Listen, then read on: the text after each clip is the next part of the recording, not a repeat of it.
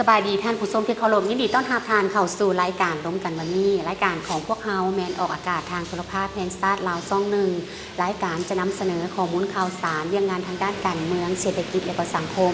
มานำเสนอให้ท่านผู้ชมได้รับชมกันเป็นประจำทุกๆอาทิตย์ในรายการร่วมกันวันนี้ของพวกเฮาท่านผู้ชมที่เคารพวันนี้ทีมงานของพวกเฮาก็ได้มีโอกาสอันดีที่ได้มาที่บริษัทสดวิไลฟาร์มพร้อมทั้งบริษัทสีวิไลก่อสร้างก่อทางที่สละเวลาเข้าร่วมสนทนาในรายการในมื้อนี้ซึ่งแขกรับเชิญของเฮาก็แม่นท่านล่าศรีวิไลอินทวงศ์ผู้อำนวยการบริษัทสดวิไลฟาร์มพร้อมทั้งเปลี่ยนผู้อำนวยการบริษัทศรีวิไลก่อสร้างก่อทางเมืองแปดแขวงเสียงขวางที่สละเวลาเข้าร่วมสนทนาในมื้อนี้เจ้าสบายดีท่านสบายดีเจ้าก่อนอื่นก็ต้องขอขอบใจกับท่านหลายๆที่สละเวลาของร่วมสนทนาในรายการในมื้อนี้ก็อยากจะให้ทางท่านได้กล่าวถึงเกี่ยวกับความเป็นมาของบริษัทสดวิไลฟาร์มพร้อมทั้งบริษัทศรีวิไลก่อสร้างก่อทางของพวกเฮาว่ามีความเป็นมาคือแนวใดเจ้าที่ไปที่มาของบริษัทสดวิไลฟาร์มของเฮานี่ก็ได้ก่อตั้งมาแต่ปี2018-19เนาะได้เริ่มสร้างฟาร์มไก่ขึ้นมาเป็นเริ่มต้น2,000 ตัวก่อนหลังจากนั้นราคาขยายเทื่อละฟาร์มขึ้นมาจนฮอดปัจจุบันได้9 ฟาร์มได้9 ฟาร์มเนาะสำหรับบริษัทสดวิไลเนาะโดยแม่นแล้วเจ้าและสำหรับบริษัทก่อสร้างก่อทางของพวกเฮาได้ความเป็นมาคือแนวใดเจ้าสำหรับบริษัทก่อสร้างก่อทางของพวกเฮามันได้ก่อสร้างมาแต่ปี2014-15เนาะได้เขตก่อสร้างก่อทางแล้วก็ได้รับโครงการอยู่ภายในเชียงขวางแล้วก็บริคำไสภายในอันแขวงเชียงขวางเฮานี่แล้วก็แขวงบริคำไสเจ้าแม่นล่ะเจ้าถือว่าการบริหารทั้ง2บริษัทนี้มีความยุ่งยากบ่ท่านก็ควบคู่กันไปทั้ง2อันนี้ก็เป็นเวียกของไผของลาวเนาะก็ถือว่านาคนละหน้าที่คนละเวียกก็ถือว่าบ่ค่อนข้างจะยุ่งยากปานใดเนาะเจ้าและทั้ง2บริษัทนี้นอกจาก2บริษัทนี้แล้วล่ะยังประกอบกิจการทางด้านอื่นเติมอีกบ่เจ้ายังมีนอกจาก2บริษัทนี้แล้วก็ยังมีครับเป็นผู้แทนจำหน่ายเครื่องมือการเกษตรเนาะเป็นผู้แทนจำหน่ายคูโบต้าสาขาของแขวงเชียงขวางเนาะจำหน่ายรถไถคูโบต้าแล้วก็รถซิ่งเครื่องมือการเกษตรเพื่อพ่อแม่ประชาชนในการทำการเกษตรเนี่ยนะภายในแขวงเชียงขวางของพวกเขานี่ครับ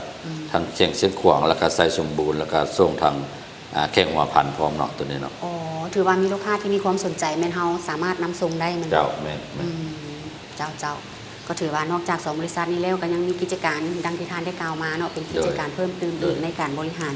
จัดการต่างๆและยังให้ทานได้กล่าวถึงเกี่ยวกับการเติบใหญ่ขยายตัวของบริษัทสดวิไลฟาร์มของพวกเฮานับแต่มื้อสร้างตั้งจนมาถึงปัจจุบันนี้เห็นว่ามีการเติบใหญ่ขยายตัวขึ้นเนาะได้เด้ดังที่ทานได้กล่าวมาเริ่มเปิดแต่ธุรกิจแมนเฮาเปิดฟาร์มแมนเฮาเลี้ยงไก่โดยเฉพาะเนาะแล้วมาฮอดปัจจุบันนี้ในฟาร์มของพวกเฮาได้เลี้ยงสัตว์ประเภทใดๆแล้วเจ้ามาฮอดปัจจุบันนี้ฮอด2025เนาะเฮาเริ่มมาก็ปี2018เริ่มเลี้ยงไก่หลังจากนั้นเราก็ควบคู่จากการเลี้ยงไก่ก็มีเลี้ยงปลาเนาะเอาขี้ไก่หั่นเนาะเฮ็ดใส่หนองแล้วก็เลี้ยงปลาแล้วก็ค่อยขยายเทละฟาร์มขึ้นมาหลังจากนั้นเราก็มีเลี้ยงงัวบรามันเนาะเอาแม่พันธุ์บรามันมาเลี้ยงพันธุ์บรามันแล้วก็มาเฮ็ดเอาม้าเนาะเอาตัวม้าเข้ามาตัวม้าเลี้ยงม้าแม่พันธุ์ม้ากับประมาณ60 ตัวเดี๋ยวนี้นะ60 ตัวแล้วก็ยังมีฟาร์มแกะส่วนหลายแกะที่สนองให้ลูกค้าอยู่ภายในเชียงขวางนี่ก็ถือว่ามาจากฟาร์มของพวกเรานี่เนาะมีแกะมีม้ามีงัวแล้วก็มีควายจำนวนนึงถึงปัจจุบันนี้ก็ถือว่าพอไปได้อยู่เนาะเรื่องการปลูกการเลี้ยงเจ้าก็ถือว่าเป็นการเติบใหญ่ขยายตัวของฟาร์มของพวกเฮาดังที่การทานได้กล่าวมาเนาะและเฉพาะการจำหน่ายของพวกเฮาเดี๋ยวเขามีข้อการจำหน่ายหรือการนำส่งขึ้นเราได้เรื่องการจำหน่ายนี่เนาะเฉพาะฟาร์มของพวกเฮาเนี่ยมันเป็นต้นก็มันภายในแข่งเชียงขวางนี่แหละโดยเฉพาะเลยมันไข่เนาะไข่ไก่นี่เราจะเอาจากฟาร์มขนส่งมาแต่ละมื้อแต่ละวันนั่นเอามาสต็อกไว้อยู่ในหน้าห้างอยู่ในเมืองนี้แล้วก็มีลูกค้าประจำเนาะทางส่งทางภ ภายในแล้วก็ต่างเขต จะมาหาบเอาอยู่หน้าห้านของพวกเราเลย โดย โดยที่ว่าบ่ได้เข้าไปฟาร์ม แม่บ่ให้เข้าฟาร์มเลย เจ้า จะเอาออกมาก็ตอกไว้อยู่หน้าห้านอยู่ในเมืองพิษ เจ้าไข่ไก่ของพวกเราในเฉลี่ยมื้อหนึงเราเก็บได้ประมาณจักแตะ โดยเฉลี่ยแล้วไข่ไก่นี่ก็เฉลี่ยแล้วมื้อนึงประมาณ 1,500 แตะ อือ 1,500 แตะ 1,500 แตะแล้วการจำหน่ายที่เราเพียงพอบ่หรือว่าเราเหลือมันหลายหั้นนะเจ้า ถ้าว่าเทียบมันคือระยะผ่านมา เจ้า เนาะบ่ทันมีหลายฟาร์มอะนะ อืม ก็คือว่าเพียงพอ เพียงพอเจ้า เพียงพอเฉพาะในเขตซึ่งของพวกเรา เจ้า แต่ว่าปัจจุบันนี้ก็อยากพบความยุ่งยากนิดนึงมันเลิศเส้นทางในการขนส่งต่างแขกนะ เจ้า เฮ็ดให้ค่าขนส่งนี่เพิ่มขึ้น อืม เนาะเพิ่มขึ้นแล้วเฮ็ดให้อันน่ะราคาจากต่างแขกอันน่ะเพิ่มขึ้นหลาย เจ้า ถ้าว่าอยู่ภายในนี่ถือว่าเฮามีความสามารถสนองได้ เจ้าแล้วแม่นต่างแผงในปัจจุบันยังมีอยู่บ่เฮาได้นำส่งบ่หรือว่าบ่ โด มี ยต่างแขกนี่ก็มีโดนมีเท่านึง โดนมีเท่านึง เลย อ๋อถือว่ามันจะแพงค่าขนส่งหั่น แม่ บวกเพิ่มเข้าไปเนาะ ครับ เจ้าดังที่ทานได้กล่าวมาจะมีทั้งม้าเนาะมีทั้ง ม้า แกะและม้า แกะ เดี๋ยวเขาจำหน่ายเอาไปเฮ็ดผลิตภัณฑ์เพิ่นเพิ่นส่วนหลายแม่นลูกค้าเขานำซื้อไปแล้วเอาไปเฮ็ดแบบใดไปนำไส้แบบใด มาในส่วนหลายแล้วแม่นเฮาเอาออกลูกค้าทางเวียดนามเนาะ เจ้า มานี่มีแต่เวียดนามมาออกส่วนหลาย อ๋อ แต่ว่า ภาย เดี๋ยว ใน นี้ เขา เฮา นี่ กำลังปลูกหญ้าแล้วก็กำลังเพาะพันธุ์มัน เจ้า เพราะมันตัวผู้นี่เฮาเอาไว้หลายบ่ได้ดูตัวมานะ เป็นหยัง มันจะกัดกันเนาะ อ๋อ มันจะกัดกัน บ่ถือกัน เออ โอ้เจ้าเขาต้องเอาตัวแม่ไว้สิว่า เจ้าเฮาเดี๋ยวนี้เฮาก็กำลังคัดเลือกเอาแม่พันธุ์ที่ดีๆกันไว้ ส่วนหลายแม่นลูกค้าทางเวียดนามเขาจะส่งออกเวียดนามโดยเฉพาะเลย โดย แมันบอก แม่น ลูกค้าทางเวียดนามของพวกเฮาแม่นเพิ่นซื้อมาไปแม่นไปนำไส้หรือ ส่วนหลายเขาเจ้าเอาไปกินนะ โอ้ อยู่เวียดนาม เป็น ไปกินเนื้อ โอ้บริโภคเป็น แม่น ซีนมา เป็น เนาะ เขาจะเป็นงานดองงานประมาณนี้แหละทางเวียดนามนะ เจ้าก็ถือว่าเป็นที่นิยมของลูกค้าทางเวียดนาม เลย เนาะดังที่ทานได้กล่าวมาแล้วภายในเส้นขวางเขาได้มีบ่ที่ผ่านมาเคยมีบ่ที่ว่ามีลูก เส้น ค้า ขวางนี่ก็มีแต่ว่าเขาเจ้ามักเอาไปขี้หั่นนะเนาะ อ๋อ เอาไปขี้ เอา เอา ไปขี้ ไปแอบไปขี้ตัวมากเส้นขวาง อืมเจ้าและเฉพาะแกะเด้แกะเฮาจำหน่ายให้ลูกค้าจากภาคส่วนใดส่วนหลายจะมารับซื้อแกะของพวกเฮา แกะ และ แกะ นำซื้อ ของ ไป พว เฮ็ด กเขา อย่าง อยู่ แดง เชียงขวางนี่ส่วนหลายมันเขาเจ้าจะมักกินเนาะเพราะว่าบ้านเฮานี่อากาศมันดีอากาศหนาวนะเหมาะกับการเลี้ยงแกะ เจ้า และเฮ็ดให้ซีนให้เนื้อมันอันนี้มันหอมมันนุ่ม อืม แกะถือว่าตลาดแกะอยู่บ้านเฮานี่ถือว่าดีหลาย อ๋อ เลี้ยงแกะ เจ้าถือว่าดีหลายเนาะส่วนหลาย เจ้า เพิ่นนิยมกินมันบ่ นิยมกินแกะ โอ้ อยู่เชียงขวาง แล้วขนมันเดียวเขาได้นำไส้บ่ขนแกะ คนนั้นนี่เฮายังบ่ทันได้นำใส่ โอ้ เทื่อ ว่านำไส้บ่เขามีแต่ เพราะมันต้อง บริโภค มีโรงงานมีไม่อย่างที่ทันสมัยคืออยู่ต่างประเทศเนาะ เจ้าแล้วก็ถือว่ามีหลายขั้นตอนเนาะเขา ห ยั ลายขั้นตอน บ่ทันได้เตรียมพร้อมเทื่อ เจ้า แล้วเฉพาะเขาขายไข่ไก่แล้วแม่พันธุ์ไก่เดี๋ยวเขาได้ขายบ่ โอ้ เขามีการจำหน่ายบ่ สำหรับไก่แม่พันธุ์ไข่นี่ละเฮาเลี้ยงปี6เดือน เจ้า เนาะปี6เดือนก็เท่ากับ18เดือน อืม แล้วมันจะการไข่ของมันจะหลุดหลงเฮ็ดให้บุญมีกำไรฉะนั้นเราได้ปล่อยออก ต้องได้ปล่อยออก ขายออกเป็นไก่เนื้อ โอ้ เป็นเนื้อ ไก่พันธุ์เนื้อ เลย อืม ไก่เป็นเนื้อ ส่วนหลายนั้นเป็นแม่ค้าอยู่ภายในเชียงขวางค่ะนี่บ่มาหา โด ซื้ ย อ คือระยะผ่านมานั่นคือเฮาเว้าระยะ เจ้า ทางดีแล้วมันเขาจะเอาไปทางทางบ่อแก้ว เจ้า ไก่สุดไข่สำหรับ อืม มันประเภทไก่สุดไข่นี่ซีดมัน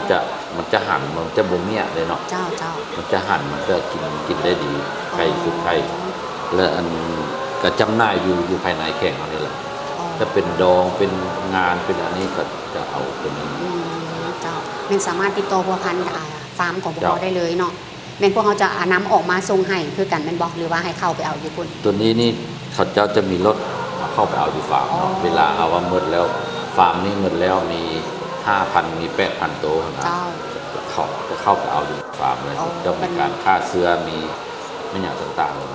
เจ้าถือว่าบรรดาแม่ค้าจะเข้าไปเอาอยู่ในฟาร์มเลยอืม เจ้า เจ้าตามที่ว่าทานเต้นการของฟาร์มของพวกเขาเนาะ เจ้า ดังที่ทานได้กล่าวมา และเฉพาะการ ปฏิบัติเรื่องงานต่างๆบ่ว่าจะเป็นการปลูกการเลี้ยงการขายการจำหน่ายดังที่ทางได้กล่าวมาทางฟาร์มของพวกเราแม่นได้พบกับข้อสะดวกข้อยุ่งยากโดยรวมคือเนาะได้จ้ะ จะเกี่ยวกับฟาร์มนี่ข้อสะดวกนี่ก็มีหลายอย่างเนาะที่ทางโดยเฉพาะกับทางภาครัฐเนาะทางภาครัฐทางการนำแข็ง เจ้า แผนกการที่เกี่ยวข้องเพื่อนก็ให้ความสะดวกเรื่องเอกสารเนาะออกแบบอนุญาตเป็นอย่างต่างๆนะให้ถูกต้องตามระเบียบของการปลูกการเลี้ยงการลงทุนนั่นเนาะแต่ว่าข้อยุ่งยากนี่ก็มีหลายอย่างเนาะข้อยุ่งยากนี่ เจ้า อันในการตลาดในการขายนี่แหละทุกมื้อนี่มันยัดแย่งกันเนาะ แม่น บนนึงราคาบนนี้ลงแล้วบนนี้ขึ้นแล้วมันบ่แน่นอนเรื่องราคาต่างๆมันยุ่งยากในตัวนี้ เจ้า อันที่สองมากันเรื่องการขนส่งเนาะการขนส่งอันเฮาก็อยากเอาส่งออกอยู่ต่างแขกเฮาอยากให้ว่าแข่งเส้นขวางเฮานี่มีอันฟาร์มไก่ที่ได้มาตรฐานเนาะที่สามารถกลุ่มตนเองแล้วสามารถส่งออกนอกได้ยุ่งยากแต่ด้านการขนส่งเจ้าและสำหรับการเลี้ยงสัตว์ประเภทต่างๆดังที่ทานได้กล่าวมาการเลี้ยงสัตว์ภายในฟาร์มของพวกเราก็ถือว่ามีหลายประเภทแต่ที่ผ่านมาถือว่ามีการระบาดของพยาธิสัตว์ปีกหรือว่าพยาธิต่างๆที่ทานได้เลี้ยงเรามีการแก้ไขขึ้นเอาได้โอ้เจ้าเรื่องพยาธิเนาะเรื่องการป้องกันพยาธินี่ก็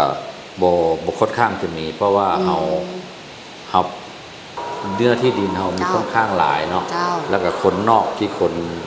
บ่แม่นคนในฟาร์มเฮาจะบ่ให้เข้าฟาร์มเนาะเจ้าเรื่องพยาธินี่ก็บ่ค่อยมีหลายเพราะว่าเฮามีสัตวแพทย์ประจำอยู่ในฟาร์มเฮาเลยอ๋อเจ้าแล้วก็ทางบริษัทที่เฮารับซื้อหัวอาหารนี้เนาะบริษัทกินฟิตของเวียดนามเพิ่นมาช่วยในการดูแลเรื่องพยาธิเทคนิควิชาการแม่นทางเวียดนามบ่เพิ่นมาช่วยเจ้าทางโรงงานกินฟิตหัวอาหารอยู่นครหลวงอีกกันเนาะเพิ่นเอาพนักงานเพิ่นมาช่วยเลยเจ้าถือว่าเพิ่นก็ได้มี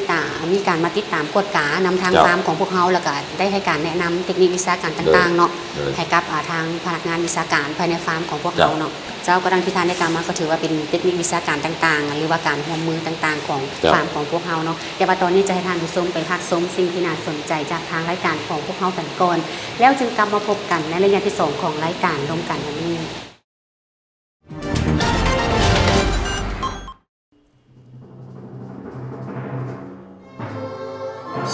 ประธานไก่สนพรหมวิหารได้เว้าว่าแต่ใดๆมาผักเฮาได้ถือว่าเวียกงานการเมืองแนวคิดและทฤษฎีเป็นเวียกที่สำคัญมันเป็นเส้นทางใหม่แดงที่สอดห้อยไปในทุกโขงเขตเวียกงานของพรรคทุกขั้นและทุกเวลาประธานไก่สนพรหมวิหารยืนยงในภารกิจปฏิวัติของพวกเฮาตลอดไป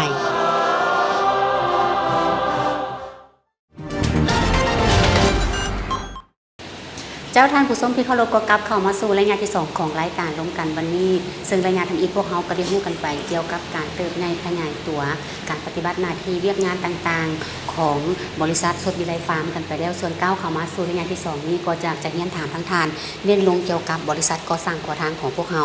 ว่านับแต่มื้อสร้างตั้งจนมาถึงปัจจุบันนี้แม้นได้มีการเติบใหญ่ขยายตัวขึ้นเนาะได้เจ้าโดยเนาะเกี่ยวกับบริษัทก่อสร้างก่อทางของพวกเราได้ตั้งแต่มือเริ่มต้นจนฮอดปัจจุบันนี้ก็ถือว่าเติบใหญ่ขยายตัวพอสมควรเนาะสำหรับ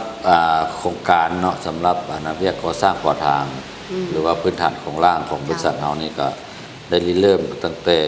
ปี 2014-15 เป็นต้นมาเนาะก็ได้รับโครงการอยู่ภายในแขกสิขวางแล้วก็เริ่มจากระยะสอบกับแขกบริคำไซเนาะได้ก่อสร้างอยู่ทางแขกบริคำไซปัจจุบันเจ้าพื้นฐานโครงสร้างส่วนใหญ่ที่ทางบริษัทเฮารับเหมาในส่วนใหญ่มันอย่างทางส่วนหลายมันก่อสร้างเส้นทางโดยตรงเลยเส้นทางแต่ท่าสีฮอดเมืองเวียงทองแขกบริคำไซออกทางเส้นทางหลักสาวเจ้าเส้นทางหลวงแห่งชาติตัวนั้นเจ้าและสำหรับทางบริษัทก่อสร้างก่อทางของพวกเขาไม่ได้มีการพัวพันร่วมมือกับภาคส่วนใดๆ สำหรับบริษัทของพวกเรามันบริษัทจำกัดผู้เดียวเนาะ เจ้า ส่วนหลายมันเฮ็ดการ โอ้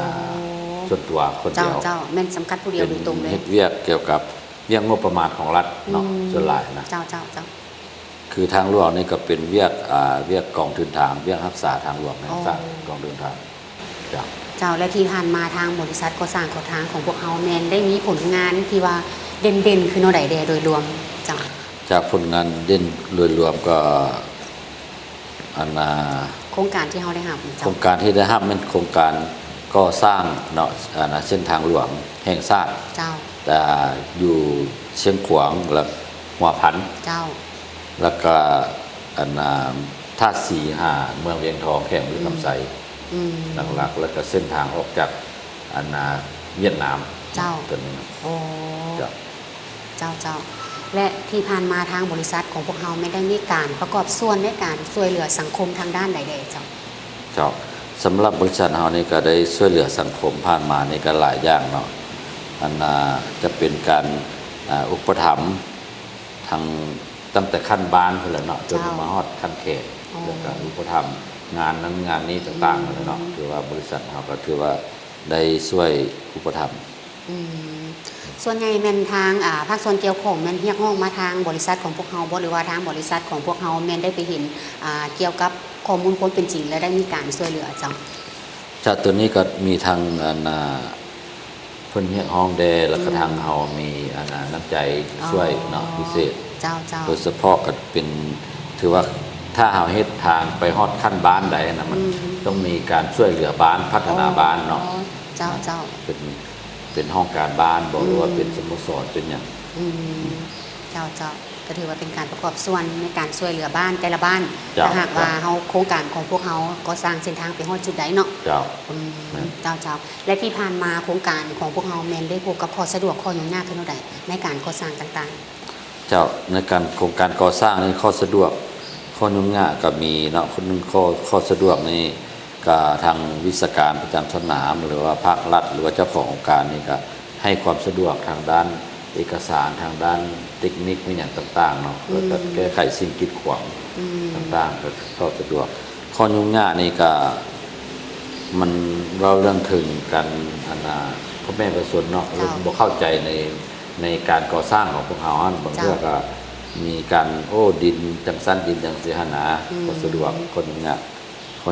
ก็หนึ่งมันการขนส่งเพราะเรื่องขนส่งวัสดุก่อสร้างเรื่องเป็นน้ำมันเป็นเครื่องก่อสร้างเรื่องมันห่างไกลจากลีก อืม เจ้า เจ้า เจ้าก็ถือว่ามีข้อยุ่งยากในหลายๆด้าน เจ้า และเทคนิควิชาการของพวกเฮาหรือพนักงานของพวกเฮาไม่ถือว่าเพียงพอบ่ต่อการรับใช้ จะเรื่องสำหรับพนักงานวิศาการหรือว่าโชเฟอร์รถนี่ก็ถือว่ามีหลายอยู่เนาะอยู่สำหรับอยู่ลาวนี่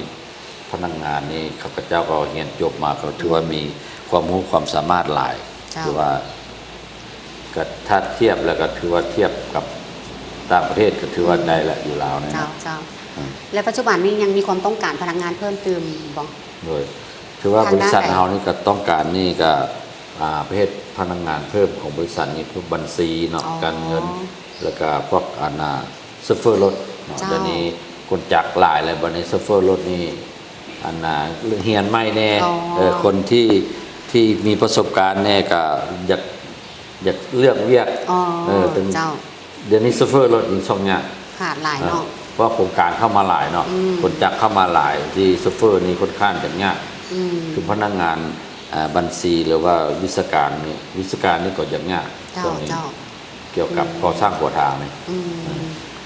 เจ้าเจ้าและเฉพาะทิศทางในตัวหน้าของบริษัทสดวิเลยฟาร์มของพวกเราได้วางทิศทางแผนการเป้าหมายจุดสูงในการพัฒนาในด้านใดๆสำหรับบริษัทสดวิเลยฟาร์มก่อนเจ้า เจ้าสำหรับสุดวิไลฟาร์มของพวกเรานี่เนาะแล้วมัน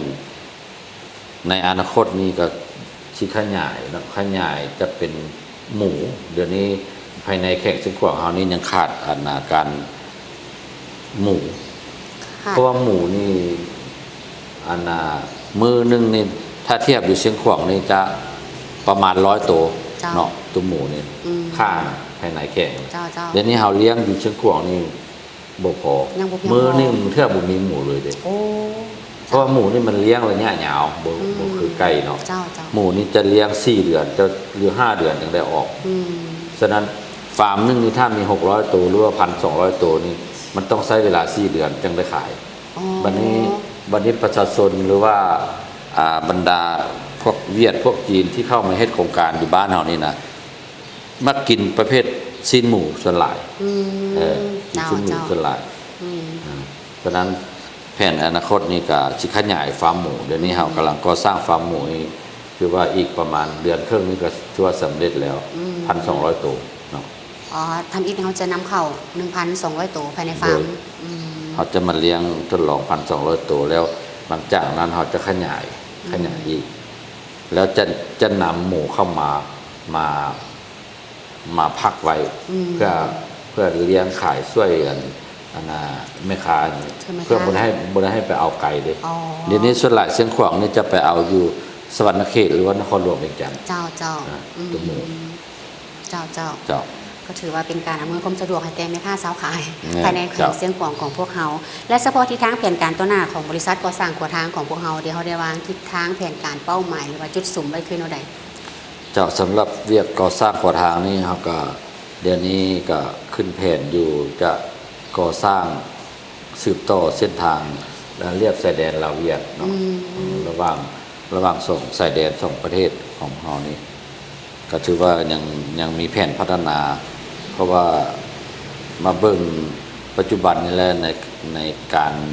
เดินทางนี่เนาะ เจ้า ยังพบความยุ่งยากหลาย เจ้าไหมล่ะ ฉะนั้นบริษัทก่อสร้างขวาทางนี่แหละมันยังมีความจำเป็นหลายที่จะต้องพัฒนาตัวนี้ช่วย เจ้า ทางรัฐบาล เจ้า เนาะ เจ้า เพราะว่าทางรัฐบาลเขาก็มีอยู่ว่าบริษัทของรัฐนั่นน่ะเนาะ เจ้าเจ้า แต่ว่าก็ยังบ่สู้บริษัทของเอกชน อืม เพราะเอกชนนี่เป็นการลงทุนก้อนเนาะ อืม เป็นการลงทุนก้อนหั่นนะ เจ้า แล้วค่อยเก็บคืน แล้วค่อยเก็บนำรัฐบาล น้ำหลัง ตามหลังตามแผนงบประมาณว่าซั่นซะ เจ้าเจ้าก็ถือว่าเป็นทิศทางแผนการต้นหน้าโดยรวมของทั้งสองบริษัทที่ทางรับผิดชอบอยู่ในปัจจุบันนี้ และมาฮอดตอนนี้ก็ถือว่าเป็นตอนท้ายรายการกันแล้วแต่ว่าก่อนจะจากกันท่านมีหยังที่จะฝากถึงบรรดาท่านผู้ชมที่กำลังรับชมรายการของพวกเราอยู่ทางบ้าน หรือว่าลูกค้าของทางบริษัทของพวกเราทั้งสองบริษัทที่กำลังรับชมอยู่ตอนนี้เจ้าขอเสนอ เจ้าครับเจ้าก็ขอฝากเนาะความหวังไว้นำพ่อค้าสาวขาย หรือว่าพ่อแม่ประชาชนในการใช้ในการกินอาหาร อยากให้กินอาหารมีคุณภาพเนาะปลอดสารพิษ คือบริษัทสดวิไลฟาร์มเราก็มีทั้งไข่ไก่มีปลา มีแกะเนาะมีงัวประเภทแบบนี้นะอยากให้ท่านประชาชนคือว่าพ่อค้าสาขาท่านสนใจเข้ามาปรึกษานำบริษัทสดวิไลฟาร์มของพวกเราพร้อมแล้วที่จะให้คำปรึกษานะให้ความร่วมมือในการก่อสร้างหรือว่าการปลูกการเลี้ยงมาสันสาเนาะก็ขอบใจ เจ้าและมอตอนนี้ก็ต้องขอบใจประธานอีกครั้งหนึ่งที่สละเวลามีคุณค่าเข้าร่วมสนทนาในรายการในวันนี้แล้วก็ต้องขออวยพรไซอันประเสริฐให้ทานนั้นประสบผลสำเร็จในหน้าที่เวียกงานทุกประการขอขอบใจห ข ลา อย บใจ ๆเจ้าท่านผู้ชมที่เคารพมาวันนี้เวลาของรายการล้มกันวันนี้ก็ได้หมดเวลาลงเพียงเท่านี้พบกันใหม่โอกาสหน้าสำหรับวันนี้ข้าพเจ้าสุรินทราสุติธรรมพร้อมด้วยแขกรับเชิญขอลาทานผู้ชมไปก่อนสบายดี